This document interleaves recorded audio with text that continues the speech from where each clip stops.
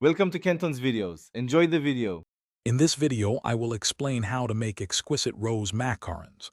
We will begin by discussing the foundational ingredients, emphasizing the importance of finely ground almond flour and confectioner's sugar. Next, we'll delve into the critical macaronage process, where achieving the right batter consistency is key to those coveted feat. Finally, I'll guide you through the essential baking steps to ensure your shells are light and perfectly crisp. Achieving flawless macaron shells requires precision. Start by sifting 100 grams of almond flour with 100 grams of powdered sugar for a smooth texture.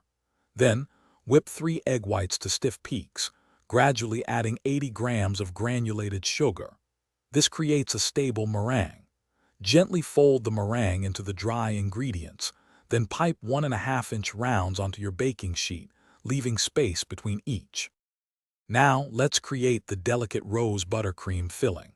You'll need 100 grams of softened unsalted butter and 150 grams of powdered sugar. Beat these together until light and fluffy. Incorporate 1 teaspoon of high-quality rose water and a few drops of pink food coloring for that signature hue and subtle floral aroma. Continue beating until the buttercream is perfectly smooth and ready for piping. With your shells and buttercream ready, it's time to assemble. Carefully match shells of similar size.